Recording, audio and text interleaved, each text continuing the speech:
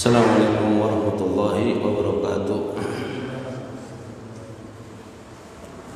Alhamdulillah wassalatu wassalamu ala Rasulillah wa ala alihi washabbihi wa mawala, amma ba'd. Kita lanjutkan pelajaran rutinitas kita dulu.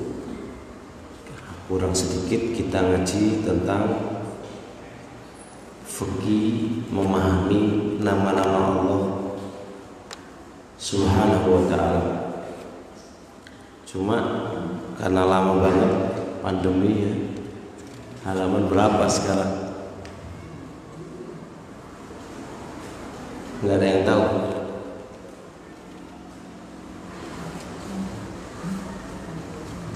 Dua 28 ya, kayaknya 28 itu halaman 28. Ya 28 kayaknya. Nama Allah Al-Ghalib, nama Allah Nasir, itu ya bahasa Arabnya 28. Ya, gak ketemu?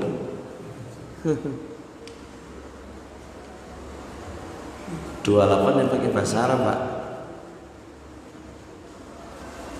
Nomor 28 ketemu? Ya, 28 ya.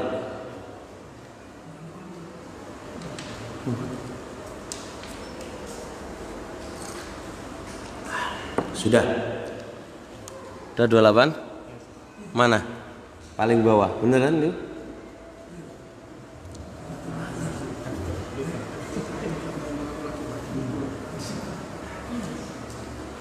Mana?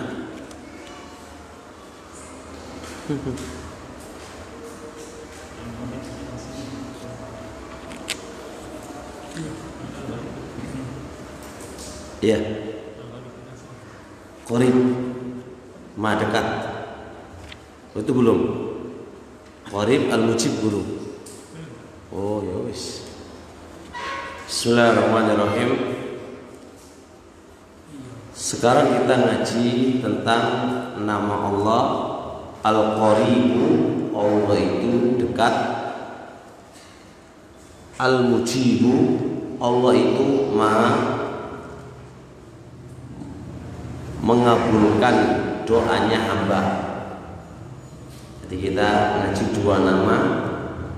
Nama Allah itu dekat, dekat ya kan ya, dekat. Kemudian nama Allah itu Al-Mujib, yang mengabulkan permintaannya hamba, doa hamba itu dikabulkan oleh Allah Subhanahu wa ta'ala. Nama Allah tadi, dua nama tadi, ja'a fi qaulillahi ta'ala, datang pada firman Allah Subhanahu wa ta'ala, wa idza sa'alaka ibadi anni fa inni qaribun ujibu da'watad da'i idza da'ani.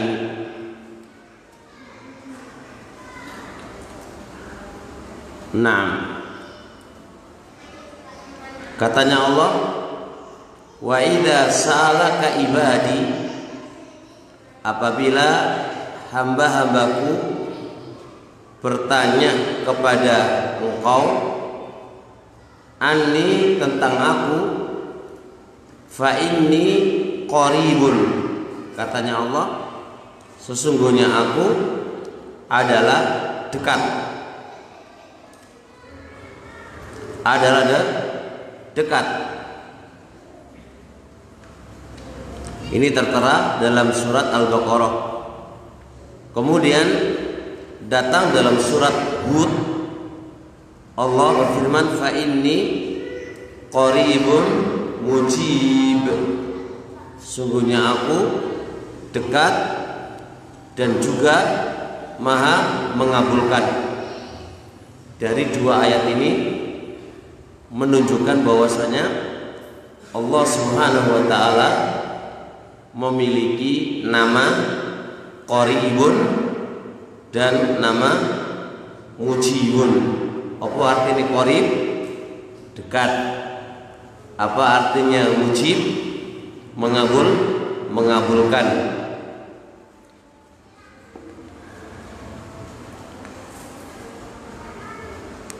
Perhatikan, wa qurbullahi, dekatnya Allah itu kepada siapa? Kepada semua orang. Allah memang maha dekat. Dekat ke siapa? Dekat kepada siapa? Wa qurbullahi, dekate Allah iku khosun, khusus. Man abadabi, khusus untuk orang yang beribadah kepadanya. Wasailihi, dan khusus untuk orang yang meminta kepadanya. Nah, berarti siapa orangnya yang beribadah kepada Allah dan meminta kepada Allah, Allah itu dekat kepadanya. Semakin kita meminta, semakin dekat Allah itu kepadanya. Semakin kita menghamba kepadanya, semakin dekat kita kepadanya. Itu Pak kalau Allah. Kalau menungso enggak. Semakin kita minta kepada manusia, semakin jengkel. Dia malah menjauh ke kita. Sampai minta terus, ben ketemu sarung sampean, lah dia menjauh. Engko takut dijalui, takut dimintai. Kalau Allah enggak. Semakin kita minta kepada Allah, semakin kita menghamba kepada Allah, justru Allah tambah parah. Kalau kita nggak tahu minta sama Allah, nggak pernah minta sama Allah, nggak tahu jaluk nang Allah, dan nggak pernah dan malah jarang beribadah kepadanya, justru malah Allah jauh kepadanya.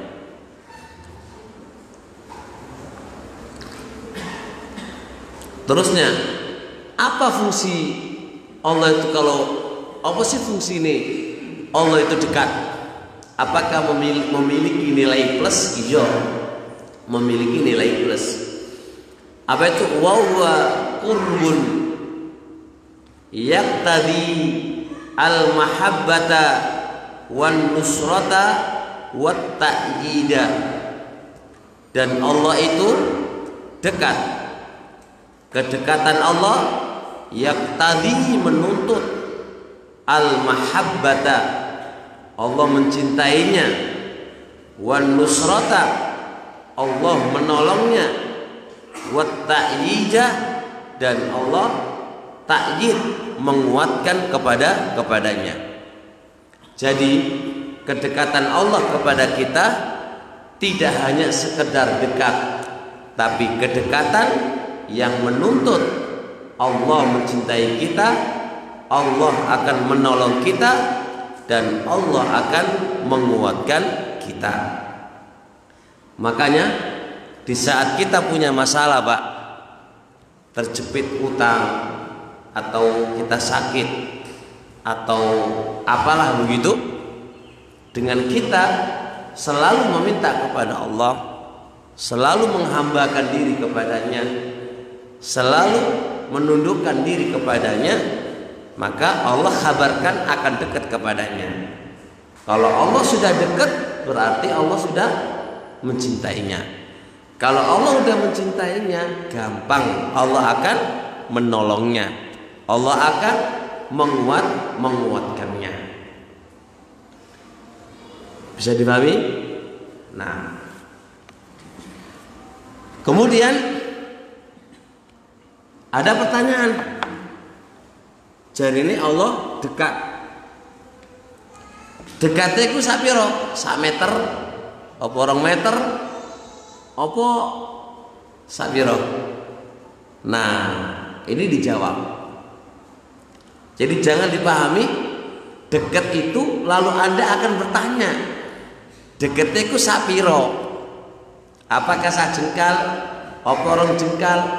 Dijawab, wahadal qurbu, dan ini kedekatan, la tudraku lahu haqiqatun, tidak dijumpai wujud hakikatnya. Jadi kedekatan ini tidak bisa diketahui wujud hakikatnya. Jadi hakikatnya deket itu berapa, terus piye, itu nggak bisa dijumpai, Pak, nggak bisa diketahui. Tapi walaupun kita nggak bisa mengetahui hakikat dekatnya Allah kepada kita, walaupun real kenyataan kedekatan Allah kepada kita itu nggak bisa diketahui, terus piye kita kok ngerti Allah itu dekat? Dengan cara apa? Wa innama, akan tetapi, tu'lam, diketahui, atharuhu, pengaruh kedekatannya. Memang kedekatannya nggak bisa diprediksi dan nggak bisa diketahui, tapi pengaruh dari kedekatannya itu yang menjadi dekat. Kayak piye? Pengaruhnya kayak piye? Pengaruhnya bentuknya min lutfihi bi'abdihi, berupa lutfihi, kelembutannya Allah, bi'abdihi, kepada hambanya, wa inayatihi bihi, dan perhatiannya Allah bihi, terhadap hambanya, wa taufiqihi, dan taufiknya Allah terhadap hambanya, wa tasdidihi, dan tasdid, pelurusannya kepadanya, wal ijabati, dan diterimanya, lidda'in, bagi orang yang berdoa, wal ithabati, dan pemberian pahala, lil abidina, kepada orang-orang yang beribadah kepadanya. Baik, sekarang tak kasih contoh logika, Pak. Ada orang itu dekat badannya, tapi terasa jauh darinya. Ada orang itu jauh Pak, jauh, ya, jauh badannya, tapi terasa dekat kenyataannya. Iya, ora? Iya. Sampean punya anak. Ada anak yang dekat dan ada anak yang jauh. Anak yang dekat, setiap kali kamu butuh, sang anak tadi nggak bisa membantu kamu. Setiap kamu susah, maka sang anak tadi nggak bisa membantu kamu. Saya yakin Anda akan mengatakan, anakku memang parek, tapi serasa jauh dariku. Ya ora? Ya ora? Nah, dan ada anak yang jauh di sana, Pak. Tapi di saat Anda butuh, dengan Anda mengadu, maka datang pertolongannya, datang bantuannya. Apapun yang Anda butuhkan, apapun Anda yang keluhkan, setiap Anda keluhkan, maka datang bantuan kepadanya. Memang dia jauh, tapi terasa dekat, karena dialah yang membantu semua urusan kamu. Maksud di logika? Nah, kalau Anda paham ini, perhatikan, Allah adalah dekat. Iya, dekat. Berapa dekatnya Allah kepada kita? Tidak ada yang tahu bagaimana dekatnya Allah. Karena otomatis, walaupun begitu keadaannya, Allah tetap di atas arsy-Nya sana, di atas langit sana. Di atas langit sana. Zatnya Allah ada di langit sana, di atas langit sana.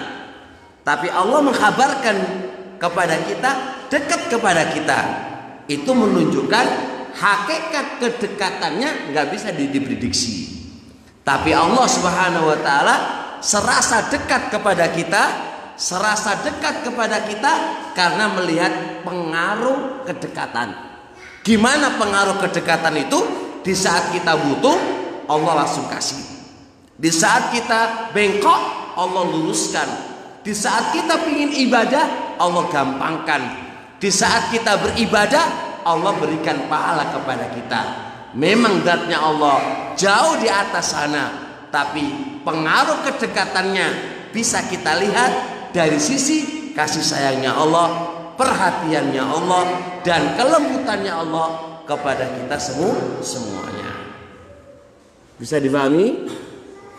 Jelas?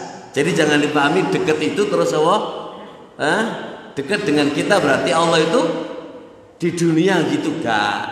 Nggak mungkin Allah itu di dunia, Pak. Nggak mungkin Allah di dunia. Kok bisa? Jangankan di dunia, kursinya Allah kalau diletakkan di dunia nggak muat, Pak.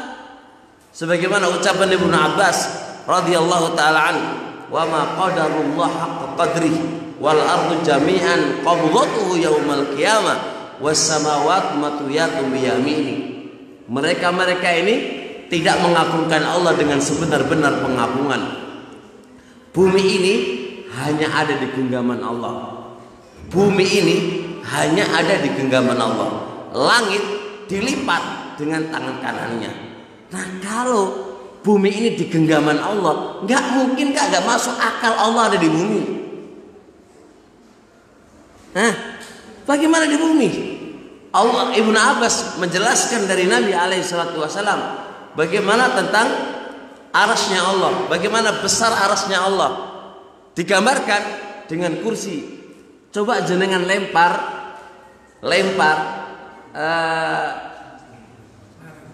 batu kecil ya, kelereng, lemparan Pak, di padang pasir yang luas, lemparan. Maka lihat, Anda tahu kelereng kecil itu Pak, ikut dunia dan seisinya. Dunia dan seisinya itu kelereng kecil, dan seluruhnya tanah yang luas itu adalah kursi, baru kursi ya. Kemudian perbedaan antara kursi dengan arasy kasusnya sama. Anda lemparkan itu, Anda tahu sekecil itu Pak kursinya Allah, dan seluas itu adalah arasnya Allah, dan Allah lebih besar daripada itu semuanya. Jadi nggak usah ngakal. Allah itu nenggarapung ngono. Ya ora iso lho piye. Iku pemahaman hululian malah mumet nanti itu. Bagaimana dengan kisah Nabi Musa yang bukan di gunung?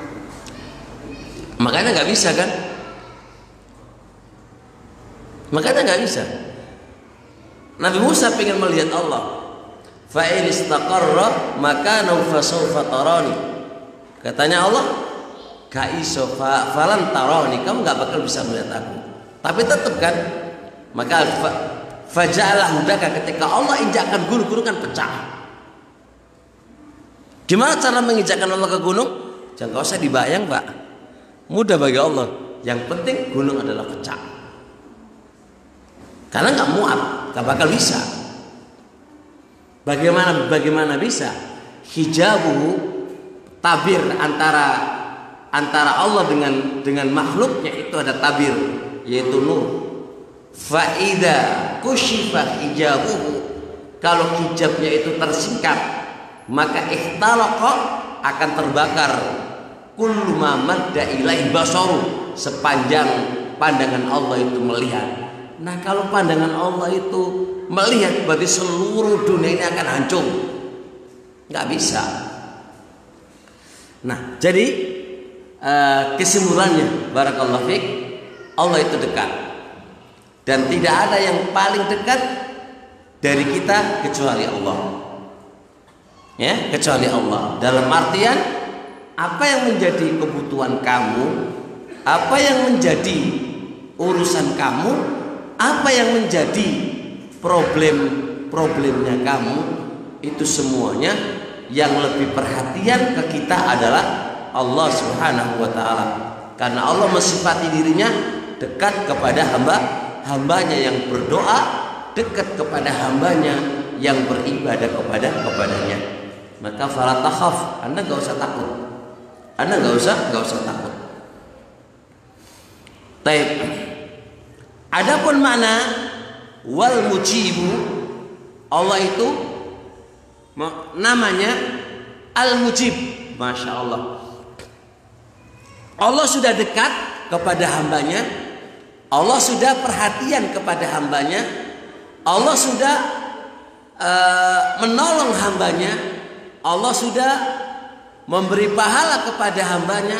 Allah sudah meluruskan kepada hambanya. Allah Subhanahu wa taala menyebutkan nama yang berbarengan dengannya, yaitu Al-Mujib. Allah Maha mengabulkan. Wis parek lagi mengabulkan. Ini lebih penekanan lagi bagaimana Allah Subhanahu wa taala kepada hamba-hambanya. Apa kata Mujib? Qala Syekh Sa'di rahimahullah. Syekh Sa'di menafsirkan makna mujib, makna mengabulkan. Al-mujibu li da'wati da'ina wa su'alis sa'ilina wa ibadihil mustajibina. Al-mujib, zat yang mengabulkan, li da'wati, terhadap doanya, ad-da'ina, orang yang meminta. Jadi doanya orang yang meminta Allah kabulkan. Doai wong senjaluk nang Allah, Allah kabulkan. Wa su'alis sa'ilin, dan mintanya orang yang meminta Allah kabulkan. Ya jaluke wong senjaluk Allah kabulkan. Kemudian wa ibadatil mustajibina. Di situ ditulis wa ibadati ya. Haknya kurang. Wa ibadati al mustajibina, dan Allah mengabulkan ibadati, ibadahnya orang-orang yang meminta dikabulkan. Ibadahnya orang-orang yang meminta dikabulkan, itu Allah kabulkan. Ibadahnya orang yang meminta dikabulkan, itu dikabulkan oleh Allah. Menunjukkan berarti pengabulan Allah terbagi menjadi dua.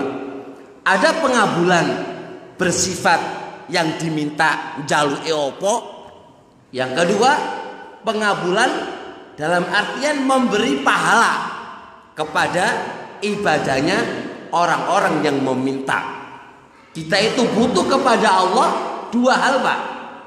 Apa menjadi kebutuhan kita, jaluke kita, problem kita, jaluk nang Allah.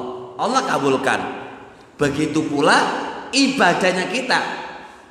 Ibadahnya kita butuh apa kepada Allah? Diterima, iya ora? Iyalah, ngono terus piye? Nah, kalau enggak terima lah, apa untung kanggone apa kita ibadah? Kita juga meminta kepada Allah diterima ibadah-ibadah kita. Ibadah-ibadah orang-orang yang memohon dikabulkan akan diberi pahala oleh Allah, diterima amalannya, diterima amalan-amalan kita, lalu dikasih pahala oleh Allah. Itu maksud daripada al-mujib. Jadi Allah mengabulkan dari dua sisi. Sisi yang pertama jaluane menungso, yang kedua Allah mengabulkan alias ngekei pahala, menerima ibadah kamu plus ngasih pahala ibadah kamu. Jelas, bisa dipahami? Nah, oleh karenanya wa ijabatuhu, pengabulannya Allah itu nau'ani, ada dua macam. Wa ijabatuhu, dan pengabulannya Allah itu nau'ani, ada dua macam. Satu, ijabatun amatun, pengabulan secara umum. Jadi ada pengabulan secara umum dan ada pengabulan secara khusus. Pengabulan secara umum bagaimana? likulli manda'ahu. Pengabulan secara umum itu diberikan kepada setiap orang yang berdoa kepadanya. Pengabulan secara umum itu diberikan kepada orang yang berdoa kepadanya. Sawaun, sama saja. Karena adalah permintaannya doa ibadatin au doa mas'alatin. Sama saja apakah permintaannya adalah doa ibadah ataukah doa masalah. Doa terbagi dua. Ada doa ibadah, ada doa masalah. Apa itu doa ibadah? Anda beribadah kepada Allah. Jenengan ini ketika beribadah kepada Allah, koyok sholat, koyok ngaji, koyok poso, itu mengandung Anda itu minta kepada Allah. Walaupun nggak terlafatkan, minta kepada Allah Pak supaya diterima. Iku jenenge doa ibadah. Nah sampean poso tok ngono. Enggak ada permintaan kepada Allah. Ya ada lah. Ya Allah kabulkan. Walaupun Anda enggak minta, tapi terkandung di dalam Anda beribadah kepada Allah itu meminta kepadanya. Itu namanya doa ibadah.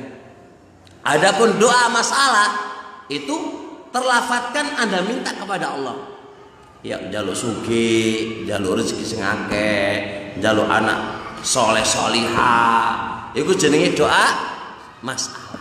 Nah, Allah mengabulkan kepada dua perkara tadi. Allah mengabulkan terhadap dua perkara itu diistilahkan pengabulan Allah secara umum. Pengabulan Allah secara umum. Jadi pengabulan Allah secara umum itu terbentuk pada doa ibadah dan doa Allah masalah.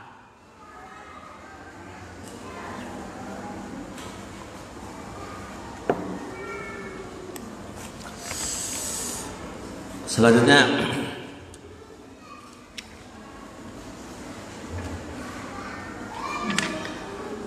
wa amma taib wa qala ta'ala, dan firman Allah Ta'ala, wa qala rabbukum ud'uni astajib lakum.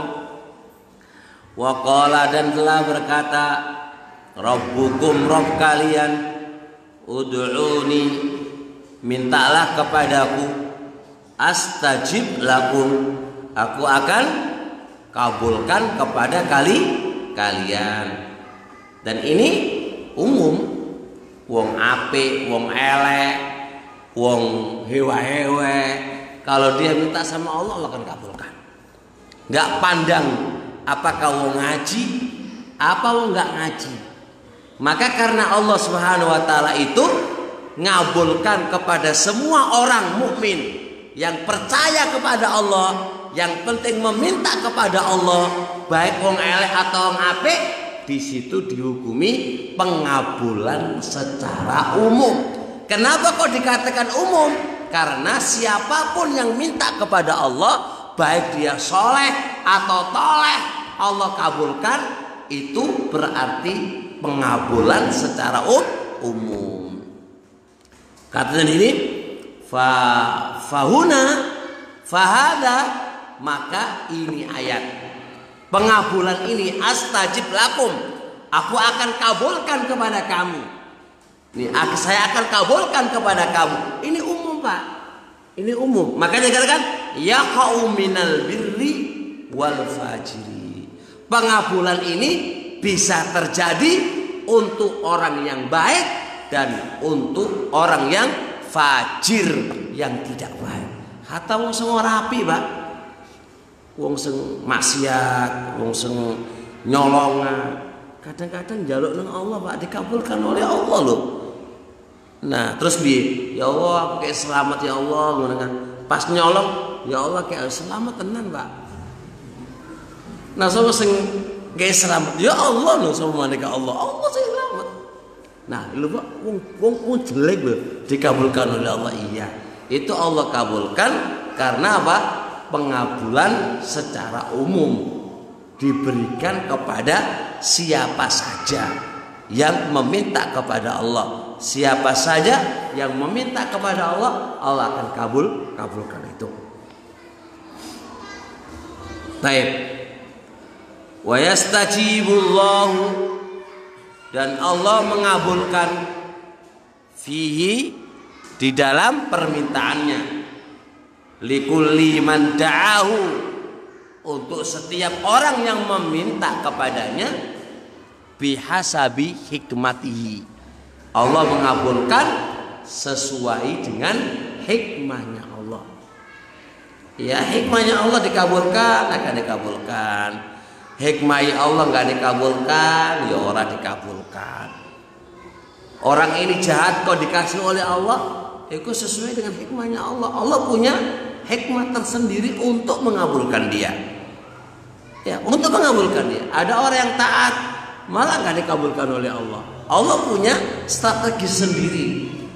Allah punya strategi sendiri. Semua itu sesuai dengan hikmah dan aturannya Allah Subhanahu wa taala. Gak bisa dilogika, Pak. Wong elek wong jahat kok malah dikabulkan oleh Allah. Lah sing ngatur sapa Allah kok? Allah mau ngasih, kok gak ngasih, itu sesuai dengan hikmahnya Allah Subhanahu wa taala.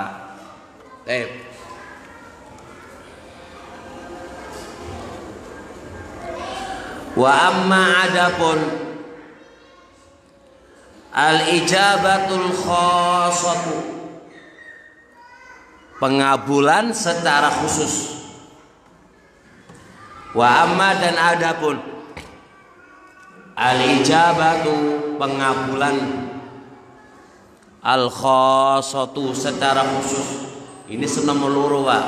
Senomor siji tadi pengabulan secara umum. Saiki pengabulan secara khusus.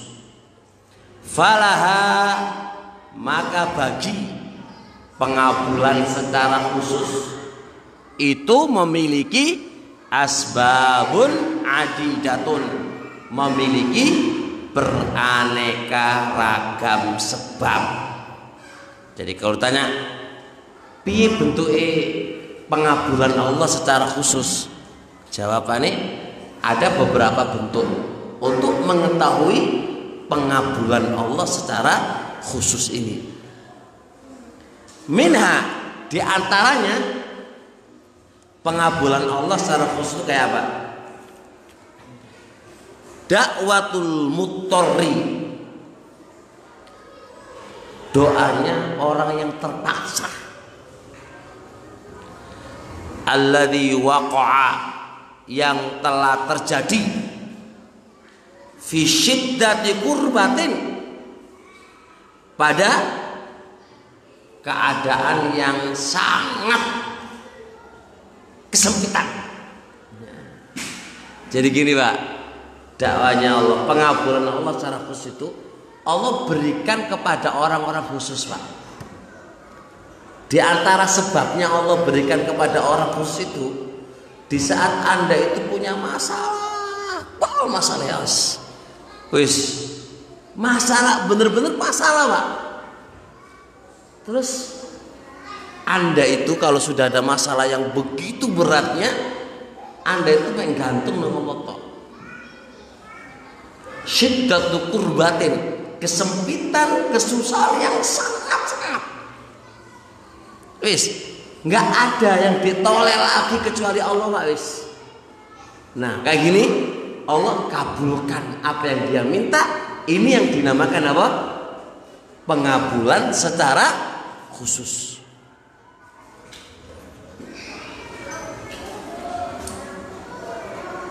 Ini namanya apa? Pengabulan secara khusus. Diberikan kepada orang khusus, dan sebabnya orang ini apa coba? Pada keadaan yang genting, masalah udah mencekam, dia mau nggak mau harus punya terselesaikan masalahnya. Nah, maka lihat, fa innallaha, maka sesungguhnya Allah yujibu da'watahu, akan mengabulkan apa yang dia minta. Allah berfirman, lihat, ammay yujibul muttarra idza da'ahu, siapakah yang bisa mengabulkan doanya orang yang terpaksa. Aman, siapakah orangnya? Yujibul muttarra, bisa mengabulkan kepada orang yang terpaksa. Idza da'ahu, apabila dia meminta kepadanya. Pek sopo sing iso pek sopo. Nah, pertanyaannya kan, kenapa kok ini disendirikan? Kenapa kok nggak masuk pada umum? Beda, Pak. Kalau di umum, ya memang jaluk nang Allah, Pak. Jaluk nang Allah. Masalah kamu nang Allah iya. Tapi nggak punya iki, Pak. Kalau iki bener-bener jaluk tenan, karena dia sudah punya masalah yang terhempit, masalah yang harus terselesaikan. Dia harus, contoh Pak, sampai diterkam ulo, Pak, pibang itu selamat, Pak. Di saat itu apa yang Anda lakukan? Hati Anda nggak mungkin, Pak, kemana-mana kecuali kepada Allah. Saya kira Anda kelelep, Pak, kelelep. Atau Anda sekarang kelelep kuabe, Anda tak selamat, terus antum pakai ngelangi, Pak, kuat ngelangi, Pak. Di saat itu apa yang Anda lakukan?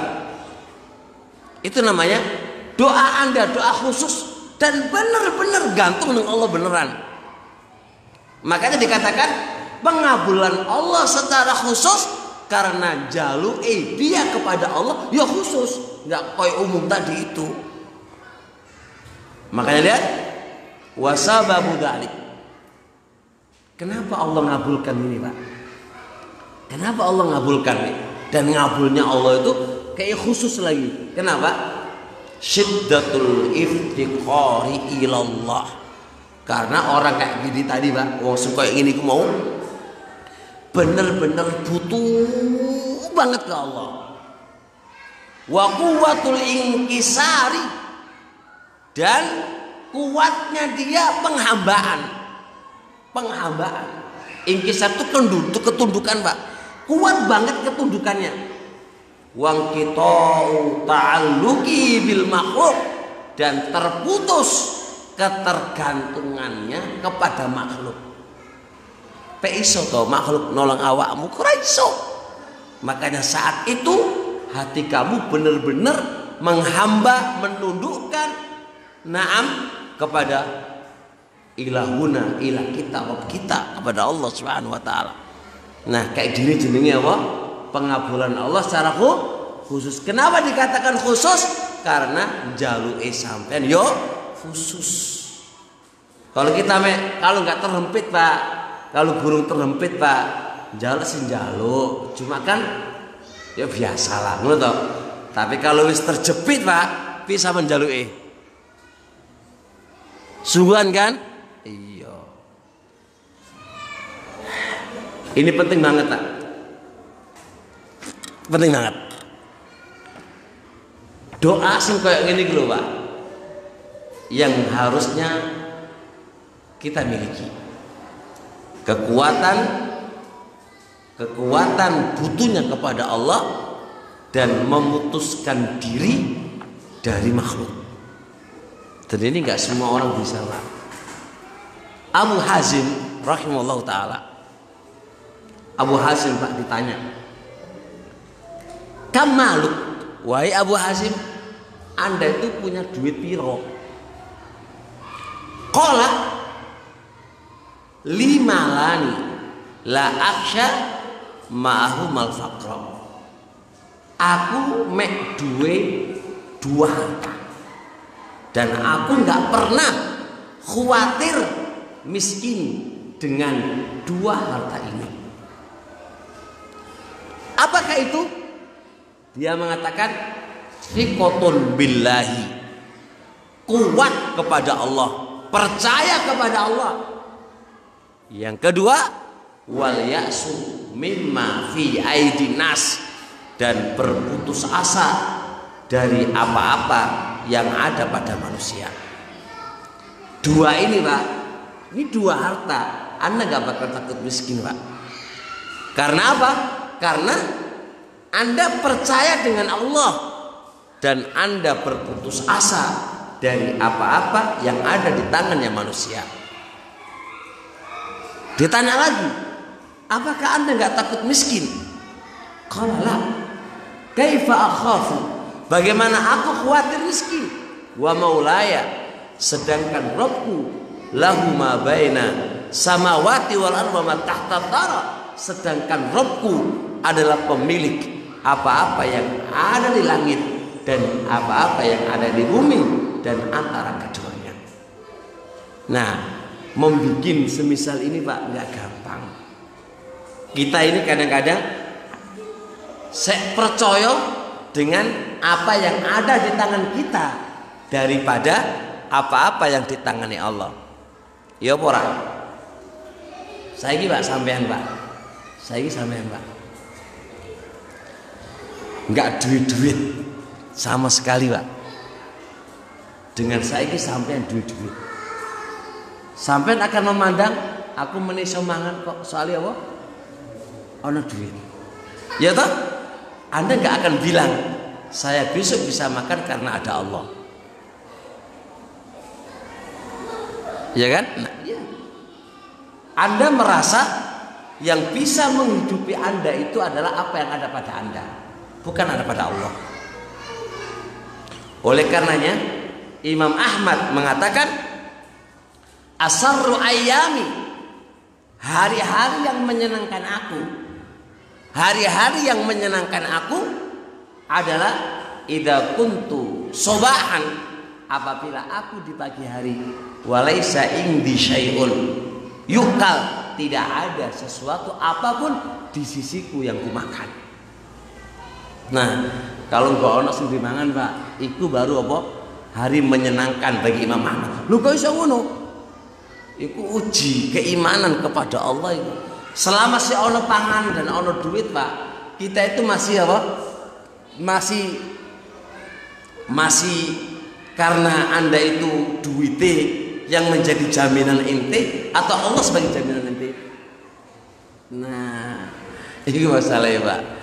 Oleh karenanya Imam Hasan Al-Basri mengatakan inna min dha'fi yakini, sesungguhnya bagian daripada kelemahan keimanan kamu, imanmu lemah. Kok iso? Antakuna mimma fi aidik au thaku minka mimma fi aidillah. Apa yang ada di tangan kamu itu luweh Anda percaya daripada apa-apa yang ada di tangannya Allah. Yang ada di tangan kita lebih kita percayai Pak daripada apa-apa yang ada di tangan Allah. Ya ora? Iso mangan kok. Seono duit kok. Seiso mangan, meni kerja kok. Seiso. Hari kita masih percaya dengan apa yang ada di tangan kita daripada apa yang ada di tangan Allah. Tak kasih logika ini Pak. Andai kata Gus Imam ini bilang ke saya, Ustaz, tak jamin hidupmu Ustaz. Tak jamin hidupmu Ustaz. Dan memang Allah menjamin hidup kita kan? Allah udah jamin ke kita rezeki kita. Wa ma min dabatin fil ardi illa Allah rizquha. Tak jamin rezekimu wis. Sebagaimana andai kata ini logikanya ini. Takribul faham. Kata Gus Imam, Ustaz, tak jamin uripmu tak. Wis, kau usah khawatir. Terus saya yang sudah dijamin ini Pak. Aku saya tanya orang lagi, aku delek kerjaan, aku jaluk ini. Nah, wis deal, berarti saya kurang percaya dengan apa? Nah, Gus Imam ketika tahu saya kayak gitu itu, jadi Gus Imam ora percaya, tak kayak yo karepe, kata yo terserah aku, Ustaz Pak.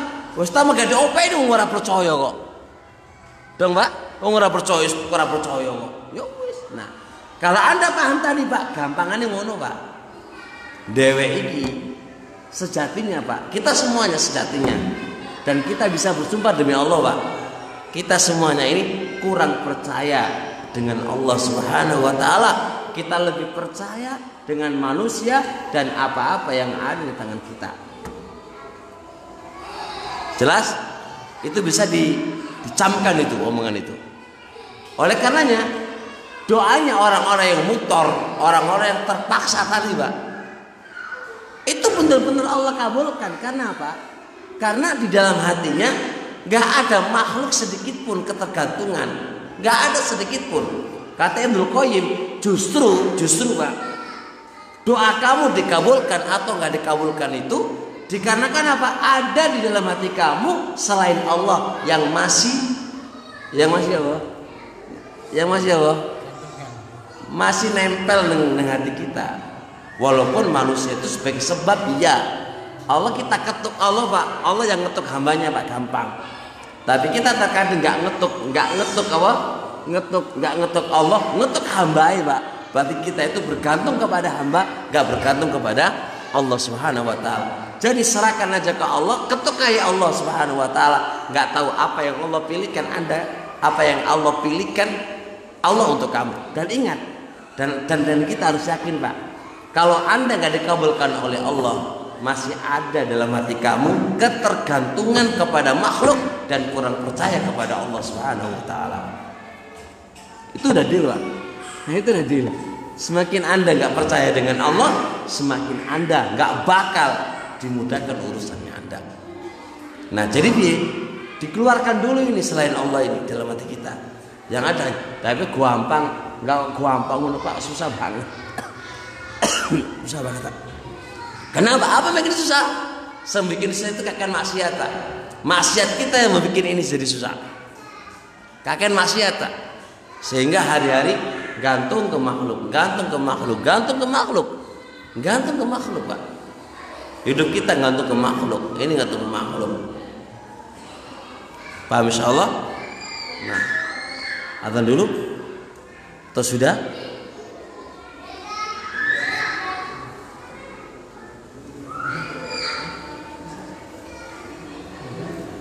Adzan sih?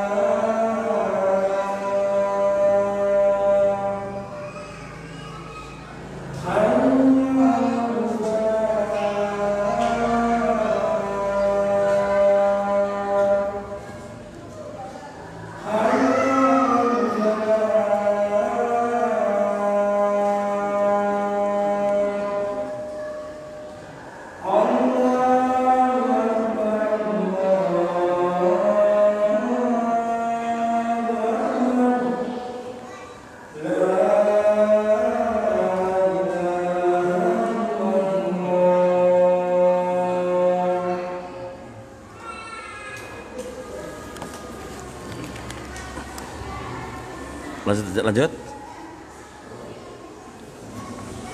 Faidatun azimatun. Ada faedah yang agung. Apa itu faedahnya? Al-hikmatu hikmah fi takhiril ijabati, diakhirkan pengabulan, mim ba'did da'ina, dari sebagian orang-orang yang berdoa. Jadi ada sebagian orang yang berdoa kepada Allah itu diakhirkan pengabulannya, enggak langsung dikabulkan oleh Allah, enggak langsung Pak, dilambatkan pengabulannya. Itu ada apa? Lihat, yaqul Ibnul Jauzi rahimahullah, berkata Imam Ibnul Jauzi rahimahullah. Ibnul Jauzi beda dengan Ibnul Qayyim. Ra'aitu, aku melihat, minal bala'il ujabi, ujian yang amat mengherankan, ujian yang amat mengherankan, ujian yang amat sangat, ujian yang amat keras, ujian yang amat dalam. Apa itu? Ada annal mu'mina, ada wong mukmin iku yad'u doa fala yujabu, tapi enggak dikabulkan. Wong mukmin Pak, kita Pak, kalau njaluk nang Allah terus ora dikabulkan Pak, iku termasuk ujian yang amat berat.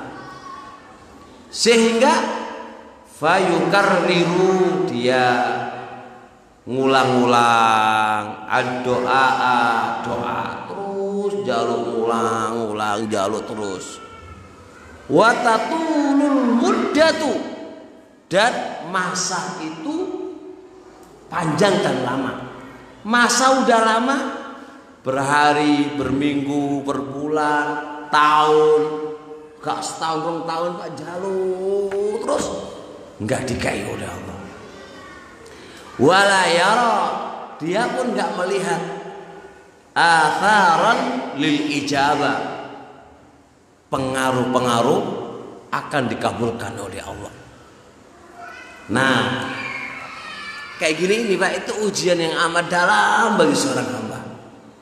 Wis njaluk nang Allah, wis sungguh-sungguh nang Allah njaluk, tapi enggak dikabul-kabulkan oleh Allah. Lihat, faham bagi lahu, maka selayaknya lahu, bagi orang yang berdoa kayak gini tadi, kanggone wong sing njaluk nang Allah dan gak dikabulkan oleh Allah, itu selayaknya ayya'lama, hendaknya dia mengetahui anna hadzal bala'a, bahwasanya ujianmu ini yahtaju ilal jiddi, membutuhkan semangat.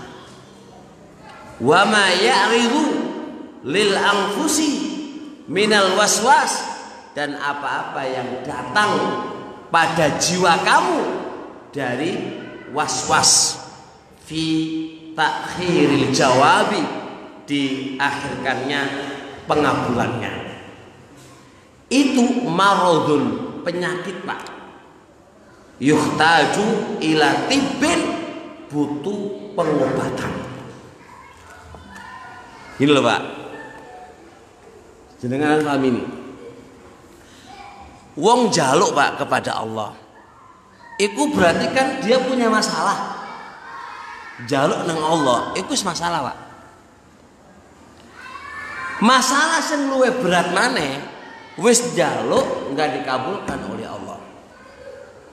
Nah, ketika Anda jaluk nang Allah berulang-ulang, bertahun-tahun, kok enggak ada pengaruh dari doa Anda itu dikabulkan, ini musibah yang besar.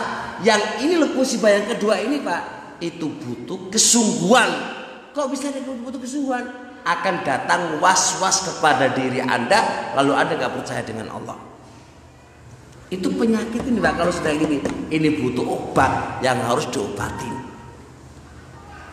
Masih mendingan Anda punya masalah Pak, masih mending, itu ringan Pak pengobatannya.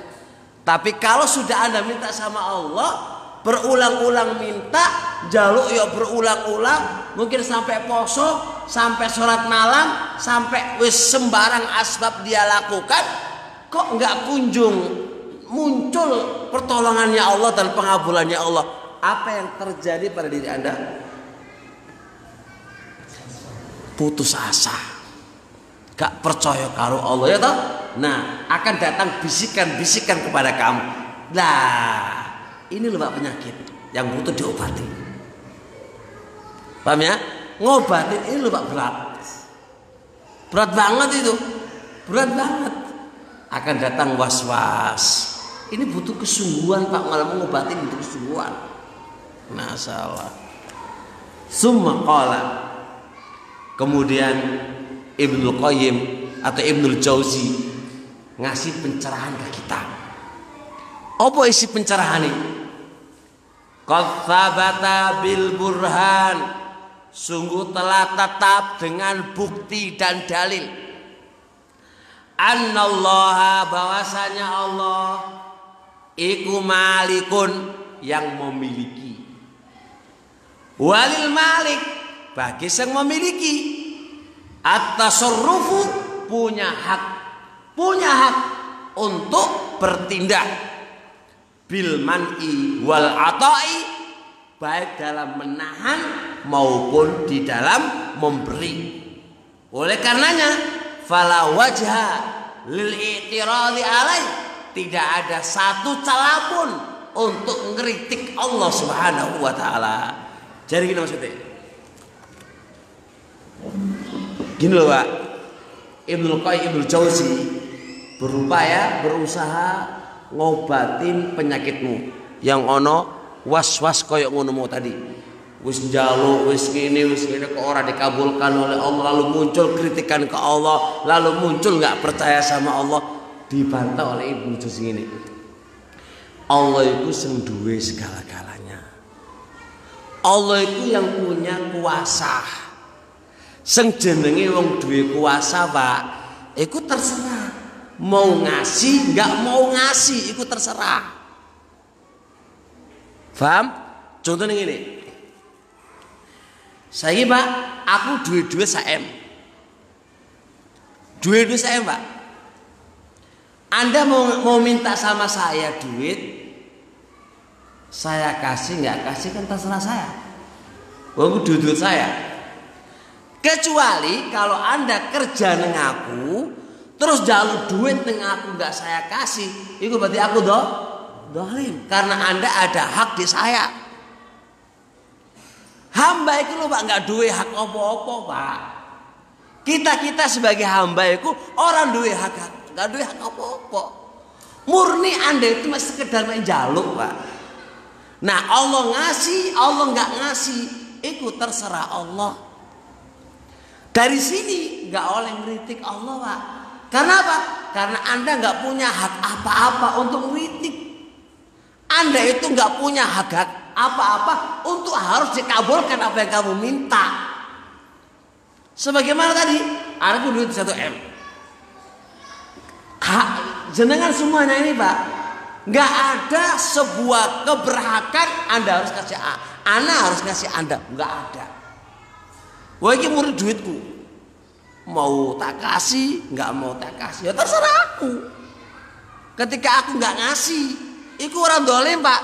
Kopi dikatakan dolim, nggak ada hak bagi Anda di dalam diriku kok dikatakan dolim. Kecuali aku diutang karo jenengan, terus jalan duit, aku gak gelem bayar, itu jenenge ono unsur kedoliman. Lo diutang kok ora gelem nyaur, kan ngono toh.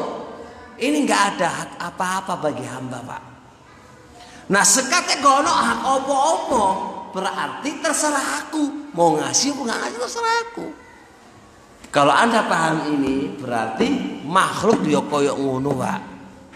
Makhluk itu nggak ada kata keberhakan harus dikabulkan doanya, nggak ada. Ya terserah Allah. Kalau Anda dikasih oleh Allah, dikabulkan oleh Allah, itu bukan sebuah kewajiban Allah harus mengabulkan apa yang kau minta, bukan. Itu sekedar kebaikan Allah ngabulkan apa yang kamu minta. Nggak ada kewajiban bagi Allah untuk ngasih kita tuh gak ono, Pak. Jadi hilangkan rasa Anda menuntut ke Allah. Hilangkan rasa Anda itu mangkel dengan Allah. Njaluk gak dikei-kei. Gak oleh, Pak. Anda itu justru malah lucu. Orang duwe hak, orang duwe apa kok. Apa nguring-nguring ora, tambah lucu banget. Gitu loh. Bisa dipahami? Paham nggih? Jelas? Ya wis, besok lagi insyaallah. Subhanakallahumma wa bihamdik, asyhadu an la ilaha illa anta, astaghfiruka wa atubu ilaik. Assalamualaikum warahmatullahi wabarakatuh.